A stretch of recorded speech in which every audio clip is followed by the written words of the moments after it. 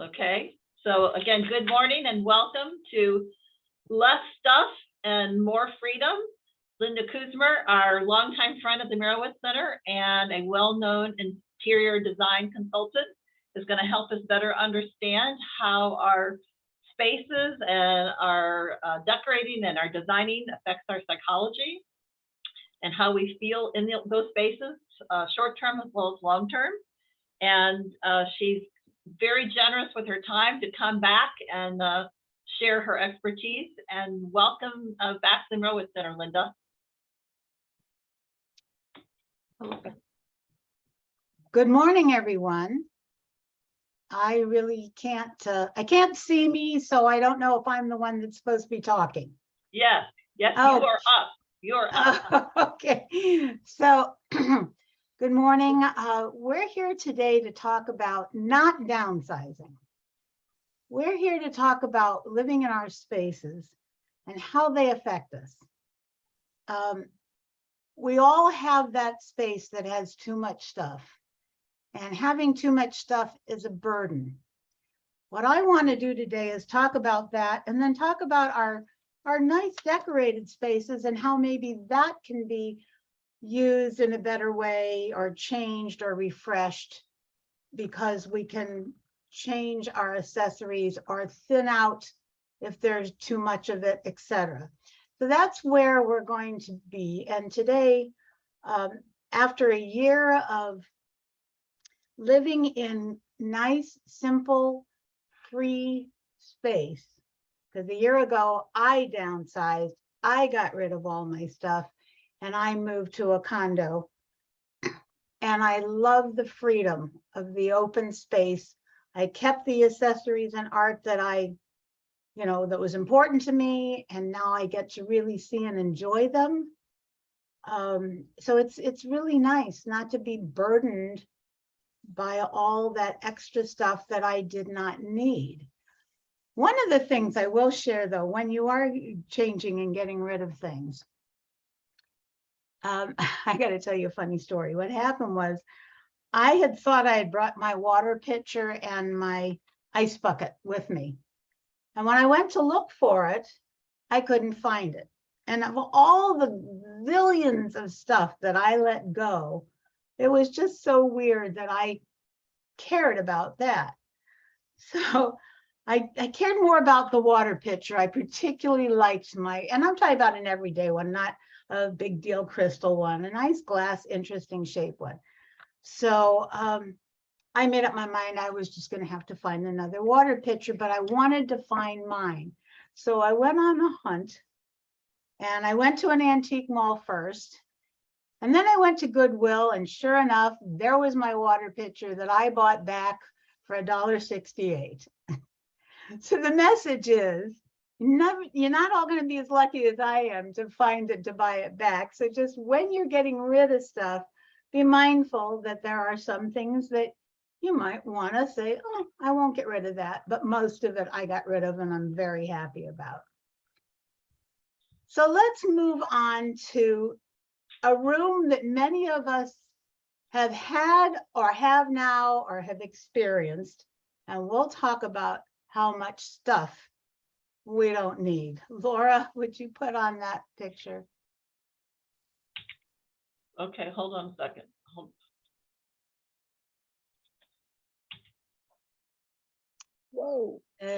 Whoa. Now I got to tell you, some people have worse, as I've seen it.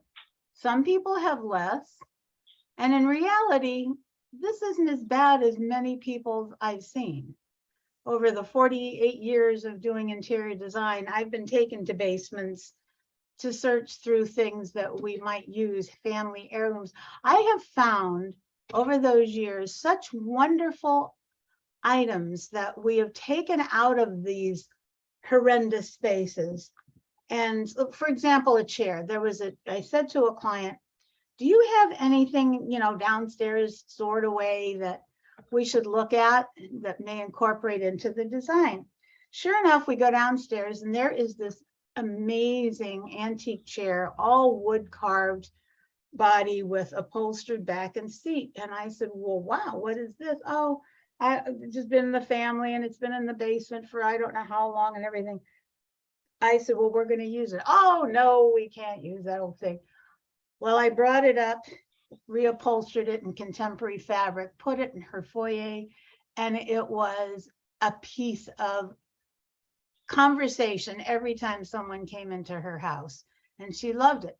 She had no idea it had any significance until I went down and saw her stuff. So what I want you to do is look at this picture and really look at what's in there. I see pieces of art hanging on the walls. I see, oh, I have to laugh at the trophies. I threw out 3 giant boxes of trophies when I moved. And I felt kind of guilty when I did it because they were my husband's trophies, a few of my kids. And then I thought, how ridiculous. They've been in these boxes for years, nobody looking at them. So what if I got rid of them? But I think most everybody's junk room has a trophy or 2 in it. But I want you to see over on the right corner, there is a mirror, a framed mirror.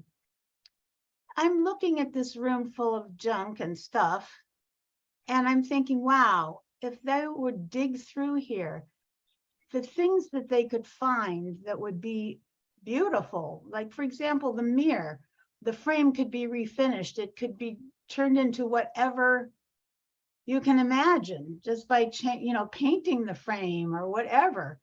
And that could be a terrific mirror hanging somewhere. And the pieces of art, they could be on display somewhere, even if it's as a rotation from some other art, if they like it. Obviously, they liked it enough to keep it in this room, even though they don't look at it. Now, one of the things that really jumped out at me was all of the medicine that's sitting in this room. And it came to mind as, what if these people, and I'm using this room as an example, not that it's any one person's room, but what if these people had grandchildren? And those grandchildren went into the storeroom. Look at all the dangerous stuff in this room.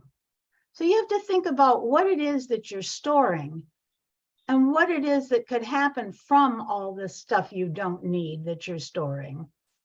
By the way, in case people don't know what to do with all this old medicine, you can take it over to, I know for me, the Creve Coeur police station, and they have a bin that you put prescription medications in, and they dispose of them safely. So if you don't know what to do with your medications, you can take it there, or I guess another police station. I don't know if they do it as well. So I can tell you that most people don't even know what's in their rooms like this, or their boxes like this. And it's time to clear it out. I think the way I can really explain the psychology of the burden of knowing you've got all this stuff and you don't want to tackle it. What are you going to do with it? It's overwhelming. Just think of it as a treasure hunt. Think of it as like, wow. And the freedom of going, oh, I don't want this. Throw it away, throw it away. It was really fun for me. I finally got to a point where I kind of like this. Throw that away, throw that away. I was lucky my daughter Meredith was with me and we were having fun throwing things away. But that brings to mind a story about how spaces really affect us psychologically, more even subconsciously than consciously, though you would think just seeing it would bother you. But I can tell you, like, let's talk about children's rooms, for example. My oldest daughter, older daughter, I have 2. When she was 10, I had been fighting with her for, forever about what a mess her room was. I mean, really awful. You could hardly walk into it. And she had a very close girlfriend that lived down like in the neighborhood that would come over to play. And one day, this girl came over. She went into my daughter's room and just said, I'm not staying here. And of course, my daughter's like, well, wait, we got to play. We want to play. She said, no, your room is too a mess. I can't stay in this room. It's awful. We can't even play in here. And with that, this girl started saying, come on, let's clean it up. These two little 10-year-old girls cleaned up that room, got rid of so much stuff, where my daughter's room was absolutely wonderful. And they got to play in there. And I'll tell you, from that day, from the time she was 10 years old to this day, she is the neatest, most orderly, organized person. And her theory is, if you haven't touched it, seen it, or even know you have it, and within 2 years, get rid of it. And it's wonderful to live like. So she has complete freedom from her stuff. And I always loved that story because it made such a difference. Me being mad at her about it meant nothing. But a friend saying, I can't be in this room with you, let's change it, meant everything. So that's what I mean by it affecting us psychologically. If you look closely at this room, I'm sure you might recognize some things similar to what you have, but it's definitely time to go through it. I warn you that if you've got, look at this pile of paperwork, for example, be very careful not to just throw away paperwork, because there is personal information on it, even just your name and address or whatever. It can be a disaster with all the theft of our information. And I have experienced that myself. My husband, when he was still with me, was cleaning out and had a box of checks from a bank. They were blank checks. They were not used checks from a bank that was closed. It didn't even exist anymore. And he threw them away. And somehow some thieves got a hold of these checks and went out and wrote checks all over town, but used my name because the checking account had a joint, checking account. So they didn't use my husband's name, they used my name. And I got a call one day from the prosecuting attorney's office of Jefferson County saying that they were going to be issuing a warrant for my arrest. And I'm like, what? Why would you do that? And they said, because you stole the backhoe. I said, a what? They said, a backhoe. I said, what's a backhoe? And they went, okay, we kind of wondered if this was real or not. I said, no, I don't even know what a backhoe is. Well, they told me what happened. And Walmart had taken those checks, all kinds of places. There wasn't even a bank that was existing. So when you throw away paperwork, don't just casually throw it in your garbage. Take it over to a shredding company and shred all that stuff. I mean, if you know it's nothing, that's one thing. But if you have any question, don't just throw it away. I'd like to stay on this slide a minute, Laura, and see if anybody would like to comment about this room before we go on. Okay. So if anybody's got any questions, you can raise your hand or just. Can we move the picture over a little so I could see the people who want to talk? I've got everybody up there. I only see you in a little square and this big mess that's awful to look at. Okay, well, everybody is on the screen. Everybody's been brought up. Yeah, I don't see any them. questions? Any comments? Like personal stories, like Linda had? Someone has to quit sharing that screen and then see the other people. If Linda clicks on view, which is on the top right, okay, she can click on side-by-side speaker or side-by-side gallery. Okay, let's see. I've got side by side. Let's try gallery. I see people. Okay. Hi, everybody. Thank you, Marilyn. You're welcome. Thank you, Marilyn.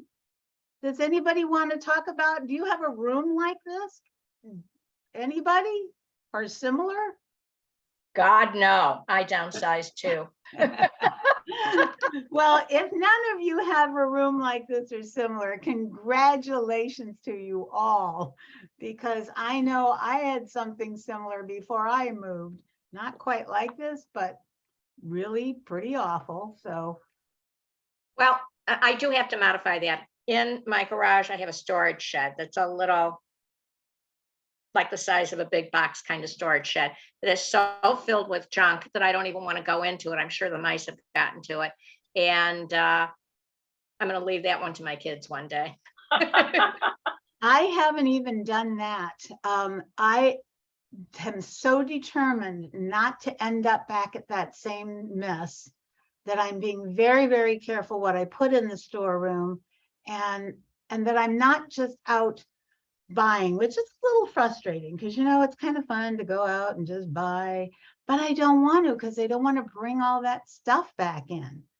So I let my friends buy and I'll just enjoy what they do. Okay, so Oh, wait, I think Karen has a question. Go ahead, Karen, unmute yourself. unmute. Unmute, yeah, okay, there you go. No, it's just that I've gone through something similar to this. I never had a room like this. I could not live with that disquieting feeling, but I had all this kind of stuff in boxes. Okay, so it was all neatly put in boxes, only I couldn't remember what was in those boxes. So we had to go through them, but several things happened when I downsized and had to go through 50 years of stuff in one house. I kept a large dish pack box for each of my children, 2 children, with things that started from their kindergarten drawings, okay, all the way through. And I was going to leave it for them to go through when we died, except that we weren't dead and we were moving. I didn't want to take it. So I had the most wonderful experience of going through those 2 boxes with my children alive, where one of my children showed my grandchildren. And it was just a lovely afternoon. And, so that was, they took what they wanted and got rid of the rest. The thing that I'm thinking the most of is be careful what you think you're leaving to your children. I went through this with my mother-in-law, kept too much stuff. It became such a burden on me. I had an entire room full of her stuff because it was all good, but it wasn't necessary to keep all that. And then it passed on. So then my kids took some of her things and some of our things, and now they're burdened down with all that stuff that they really don't know what to do with. So if I had it to do over again, I would tell them what I'm giving them. I wouldn't let them choose, and I would get rid of stuff because they are now burdened. So just to let that pass that on to you.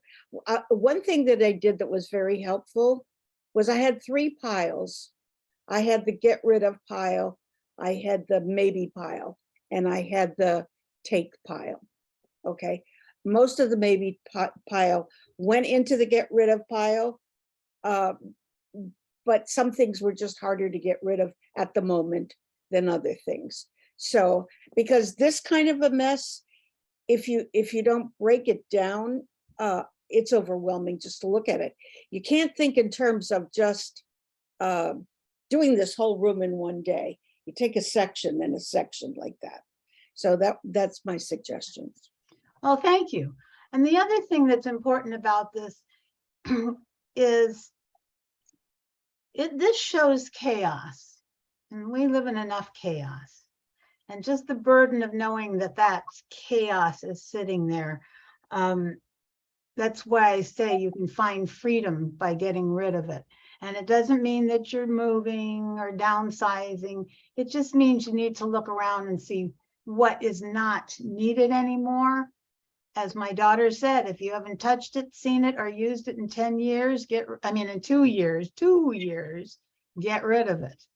So now I want to show you a delightful, free, finished room. Laura, can we change to that? Not that this room is that room, but I just want to show you the difference. Now, when I go from that horrible junk to this space and look at it, I literally feel like going, ah, I don't know if any of you do also, but that's how it affects me. This is calming, opened, uncluttered. There are accessories, but not overwhelming accessories. There's a display case of nice things, artwork and so on, but it's not overdone. One of the things that I've done recently for a client is they had me come over and look around their home, which was very nice, but they were just uncomfortable. They wanted to change. They wanted to do something different. They didn't really want to do major work or major redecorating. They just wanted to know what could be done. And so I looked around and I said, yeah, here's what we can do. And I started rearranging their accessories. And there was too many. And I said, well, you help me here. Guide me as to what you enjoy looking at, what has significance, what has meaning for you, and what really doesn't, that you've just accumulated over the years and stuck on a shelf because you didn't know what else to do with it. And that was basically what was going on. They were just putting things out as they acquired them, either through gifts or whatever, and there was no rhyme or reason to it. So you couldn't even see the nice things. It was like a mess without being a mess. Do you know what I'm saying? It wasn't ugly or dirty. It was just wrong and overwhelming. So what I did was I went through and I culled all the things that they did not really care about. Some they were just going to get rid of. Actually, some they were going to give to their kids, and the rest they were going to enjoy.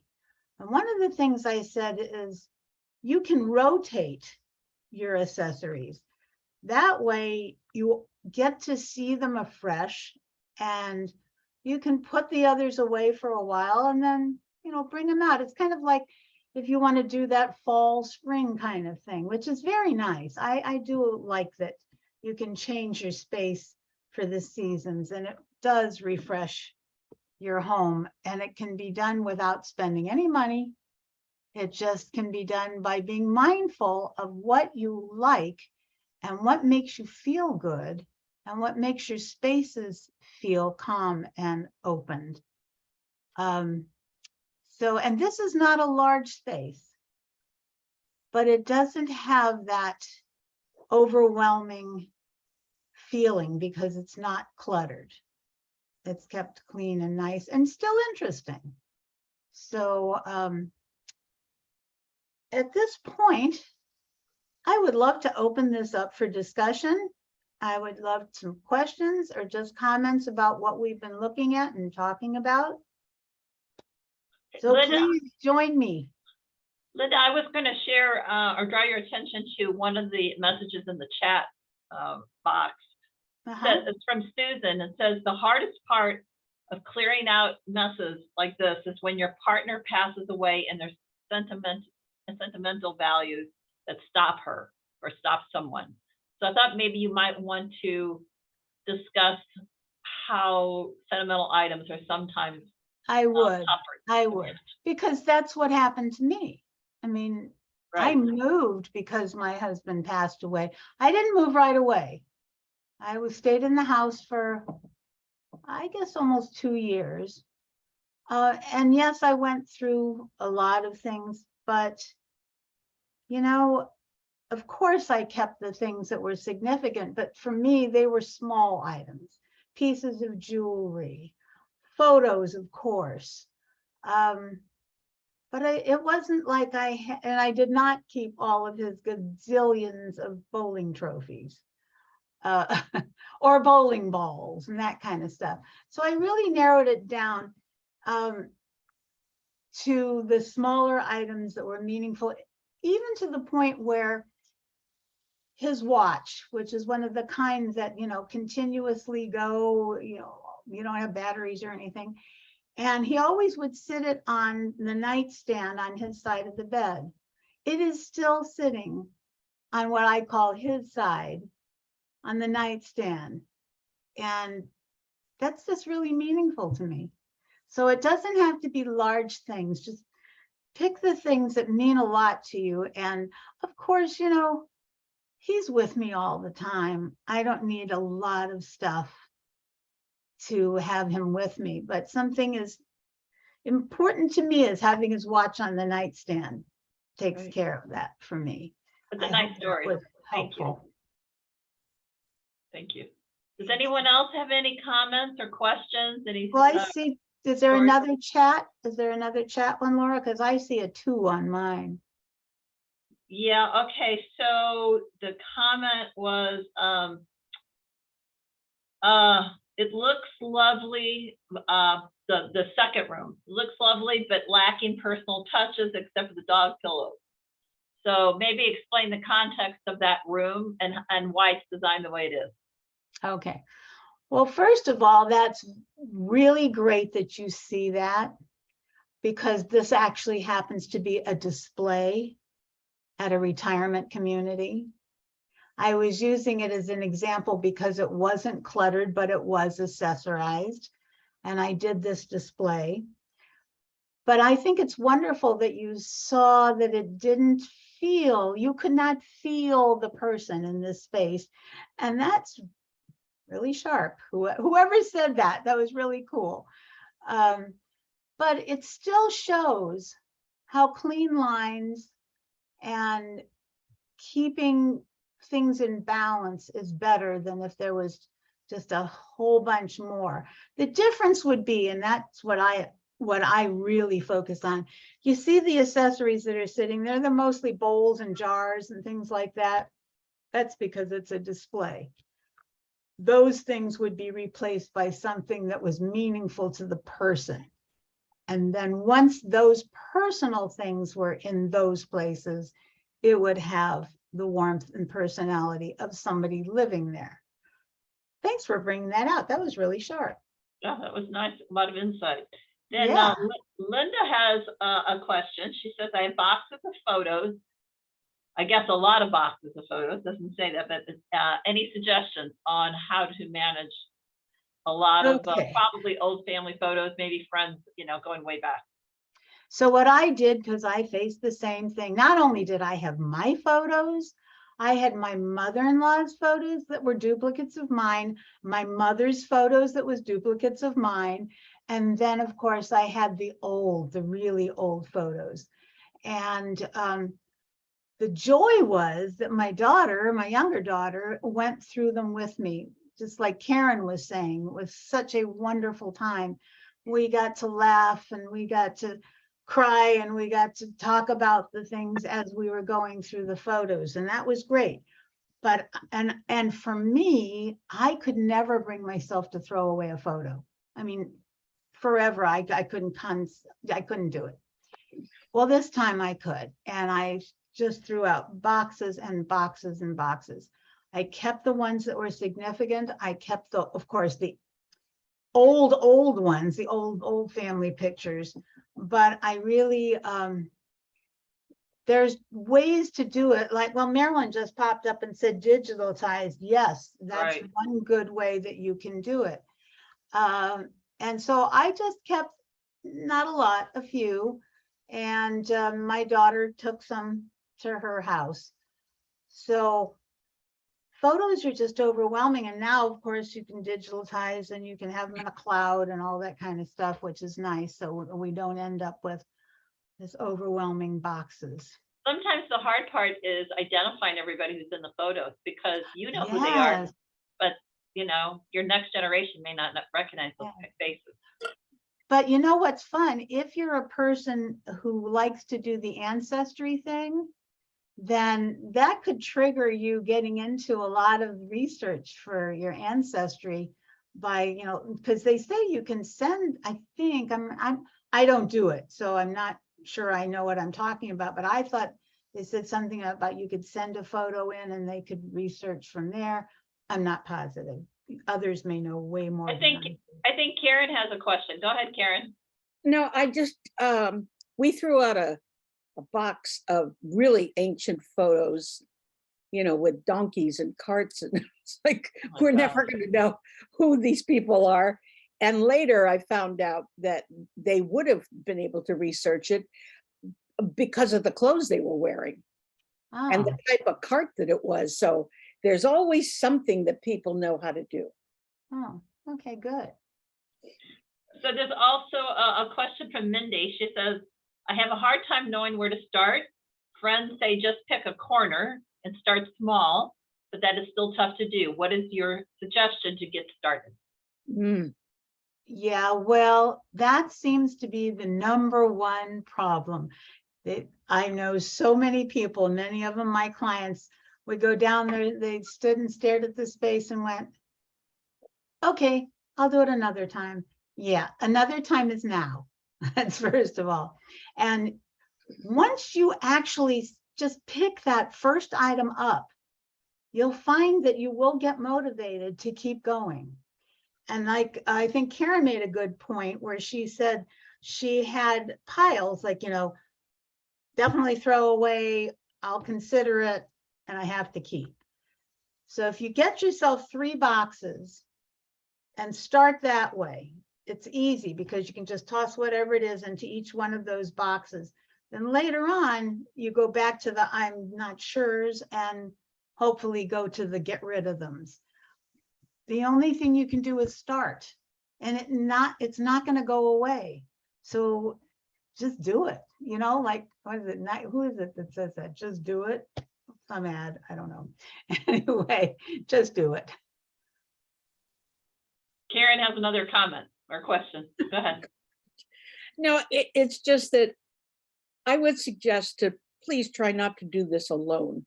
Even if it's somebody that doesn't know what they're doing, as far as getting rid of that stuff, just having someone to talk to allows you to move. If you're facing it alone, it's truly impossible. I don't know. I did it both ways. I did some of it alone and some of it together. It's just, you got to get motivated. I do have to comment one thing though. I don't know if you all know that Karen is my sister. Okay, so that's my sister Karen. Karen and I were together in our parents' basement when my mother passed away.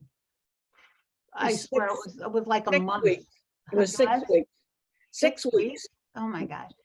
But I'll tell you, we had some of the most fun going through those things and old cards. Oh my God, just boxes of old greeting cards that we laughed and it was a wonderful experience and a wonderful way to honor our parents and to be together. So even something as difficult and overwhelming as that can be turned into something that's memorable and meaningful. And by the way, our mother was meticulously organized. She had all those boxes, those office boxes, and everything had a year's date on it. I found a letter from her rabbi saying how sorry he was that she was not going to be able to do confirmation because she was ill, which is not true because my mother didn't want to, but but anyway, I mean, to find that letter, that she was 15 years old when that letter was written. So it's so cool. Deborah, do you have a question or a comment or story? You're still muted. Yeah. There you go. Do you give yourself a timeline, or do you set yourself, some kind of parameters in starting? Because I've got a whole house, to sort through and yeah. That's a good question. Besides where to start, of course. Well, the easy way is like what I did. I moved. That was my timeline. I had to do it. There was no question about it. And I had very little time to do it. So it was motivational. But if you are not moving, then you just really need to put it in writing. Make yourself a schedule, but write it down, because once you write something down, it becomes real. It's not vague anymore. And schedule yourself out to, you have from this date to that date to accomplish this space. Good. And just do that, break it down that way, because you will find psychologically you'll be committed once you've written that down. Do you have to worry about where things should go? I mean, or you just call 1-800-JUNK and Well, let for them- me, I truly believe this. And one of the joys I had out of getting rid of my stuff was knowing that I was giving it to people who really needed it, that it Okay. wasn't just stuff to these people. It was something that they were needing desperately. So I gave to, Salvation Army, Goodwill. I gave a lot to Salvation Army because they really do distribute to people who need it. And then I gave, of course, to different, Jewish organizations that would take it and so on. And then what wasn't usable, what was really junk, I just had, a hauler take it away. Okay. Okay. Carla, just unmute yourself so we can hear you. Go Hi. ahead. I just read again about an organization called Home Sweet Home that takes furniture, and I'm thinking of calling them because I have a sofa that no longer fits the decor, but it's, I'd like it to go to a good home. Do you recommend starting with the living space or your storage areas? Like I have a large basement full of things. And then I would just like to also say, sometimes you'll find a treasure. In one of the boxes from my late grandmother, I found a scrapbook that documented her entire high school career from start to finish, with entire pages written by her classmates, all the classes, all the dance cards, unbelievable. And I realized that she graduated high school, and I think it was 1918. Did I ever ask her about the pandemic or about World War I? I guess all the boys in her class must have been too young to serve at that point, but it must have been quite an era. And I also found, I remember one time, a note from my mother who went to summer camp in the Indiana Dunes, the letter she sent to her mother, like at age 7 or 8, saying, could you please send me a purse? Now, why she needed a purse at summer camp, I have no idea, but it was so cute. Oh, that's great. Yes, you do find treasures, and that's wonderful. Even your own treasures. It doesn't have to be, your mother's or grandmother's. I've gone through things with clients, and they're like, oh my gosh, I didn't even remember that I had put this down here. And it was like a beautiful ceramic piece that we brought up and displayed properly. And she just was so happy. It was like new to her because she didn't even realize she had it. That's the point. Get rid of the garbage and you will find it's like sifting for gold. You will find that if you sift through all that garbage, you might find a gem. So make it fun. I mean, think of it as a treasure hunt. So we have another question. I don't know if you see which haulers will take it out, and then how do you find them? I guess, how do you find reputable ones, reasonably Okay. priced ones? All right, well, I'm going to just tell you my experience, and this is my experience. It doesn't mean that it happens to everyone. The first hauler I called was College Hunks Hauling Junk. I just love the idea of that. But it was a disaster because I had a certain time window that I had to get rid of a large amount, and they showed up completely unequipped to do the job, and then ended up leaving me. Just said, the boss said for us to leave. And that left me high and dry. Fortunately for me, I was saved by, I had an estate sale. So the woman that helped me with the estate sale, who was very, very good, she had a person that she used all the time. and she brought him in, you know, to get it out in time. So that was my negative experience with college hunks. And I didn't use anybody else, I used hers. So Mindy's comment was, make sure that you check to see what's going in, you know, landfills versus what's being donated. Check with them before deciding who to select. So that's an interesting question.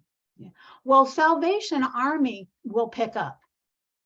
And that's one of the other reasons I like it, because I know when they pick this up, it is going to people. It is going to be given to people. Goodwill is great, but Goodwill sells the items. But Salvation Army gives the items. In fact, I'll tell you how wonderful things they do. Several years ago, I'm an interior designer, and at Salvation Army was having these transitional apartments for people who are like transitioning maybe from living in the streets or trying to get a job. And anyway, they had us at American Society of Interior Designers. They asked if we would help them. And we said, yes, of course. And we gathered those kinds of things that they had donated, that they, you know, got from donations. And we set up these apartments, and we did it beautifully. I mean, with what we had, but we were designers, so we figured out how to make them really nice. And it was such a joy to do that project. And it was at Christmas time, they had a party for us and the people that moved into these apartments. And at one point, I was talking to one of my friend designers, and a little boy ran over and threw his arms around her legs and said, thank you so much. I never had a bed before. And it was just so wonderful to know that those donated items were put to that kind of use. So that's why I encourage that. There's also what is it called? Restore store behind Sam's on Manchester, and that's a good place also, because that, I think that they sell that stuff, but the money goes to Salvation Army. No habit. Pardon me? Linda, I think you have a question from Mindy. She's got her digital hand up. Yeah, hi, Mindy. I was just gonna mention when I stated about working with haulers that donate to charities. We used someone a few years back when we cleaned out my parents' house, and I'm not sure if they still are around, but their names were something like Refuge Works or Recycle Works, and they came in.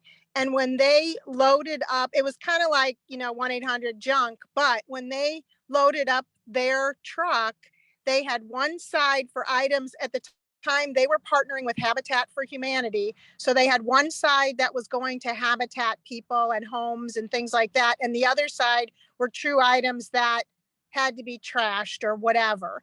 So there are several different haulers like that. Even though you pay them to come in and take stuff away, they work with these charities to either reuse, donate. Like there's a few that donate to women's shelters, things like that. It's not just they're just taking your stuff to the landfill. So when you're looking for a hauler to come to your home or whoever's home, it's a good idea to ask them if they also partner with charities to donate items. And the Restore actually works with Habitat for Humanity, Laura. They That's either what it is. their items, the items that you donate to them, same thing as what this company did. They either use them in homes that they are working on, or they have their clients whose homes they're building for go to the stores, and then they don't have to purchase items. And then they sell whatever is not donated or used by their clients, and then that money goes back into the supplies. Oh, Mindy, thank you for being so great about explaining that.